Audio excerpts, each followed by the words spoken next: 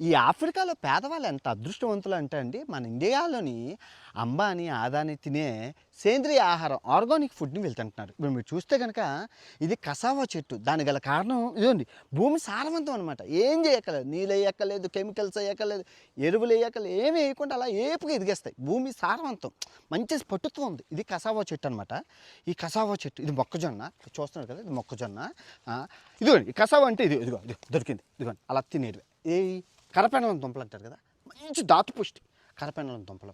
ఇంకా చూసుకుంటే మామిడికాయ చెట్లు, అరటికాయ చెట్లు. ఇప్పుడు మీరు చూసుకుంటే వీళ్ళు రూపాయి ఖర్చు లేదు, అలా పెరడంతా అలాగా గాలికి అలా వేసేస్తే మొక్కజొన్నలు, అరటిపళ్ళు, దట్టి బొబ్బాస్ పళ్ళు చెట్లు చూడండి ఎన్ని ఉన్నాయో. బొబ్బాస్ పళ్ళు చెట్లు. మట్టి సారవంతంగా ఉంది. మట్టి సారవంతంగా ఉంది. ఈ మట్టిలోని మన ఇండియాలో మట్టి పోయింది.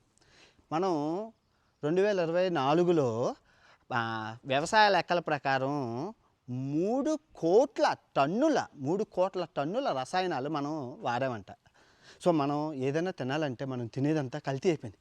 పూర్వం మన తాతలు, మన నాన్నలు తినే ఆర్గానిక్ ఫుడ్ ఏదైతే ఉందో ఇప్పుడు ప్రజలకు అందట్లేదు. కానీ ఇప్పుడు మన ఇండియాలో ఫార్మింగ్ చేస్తున్నారు ఆర్గానిక్ కొంతమంది. అది అంబానీలు, ఆదానీలు, ఈ సినిమా సెలబ్రిటీలు తింటున్నారు. కానీ రియల్ ఆర్గానిక్ ఫుడ్ అనేది ఆఫ్రికాలో ఇప్పటికీ ఉంది. ఎందుకంటే తినడానికి తిండి లేదు. తినడానికి కానీ ఆ కెమికల్స్ వేయడానికి డబ్బులు లేవు. జస్ట్ అలా వేయడం, మట్టిలో వేసాడు. భూమి సారవంతంగా ఉండడం వల్ల అలా ఏపుగా ఎదిగిపోతుంది. చూడండి బొప్పస్పళ్ళు చెట్లు ఏంటి, కసావాలు ఏంటి, ఇదేదో చెట్టు, ఇది రైస్ చెట్టు అనుకుంటా అలా విపరీతంగా భలే ఉందండి. నా అనిపించింది. దీనిపై రైతులు మీ అభిప్రాయం తెలియజేయండి. అసలు ఎందుకు ఇలాగవుతుంది? మన భారతదేశంలో ఆర్గానిక్ సేంద్రియ ఆహారం ఎందుకు తినలేకపోతాం? ఒకప్పుడు మన తాతలు తిని ఇప్పుడు ఎందుకు తినలేకపోతాం? కానీ ఆఫ్రికాలో ఈ ప్రజలందరూ తింటున్నారండి నిజంగా. అందుకే హెల్దీగా ఉంటున్నారు. రూపాయి ఖర్చు లేదు. మనకు మటుకు క్యాన్సర్స్ అవిని. నేను మటుకు గత 90 రోజులుగా మంచి ఆర్గానిక్ ఫుడ్ సేంద్రియ ఆహారం అయితే సవగ్గా కొనుక్కొని తింటున్నాను. సవకో సవక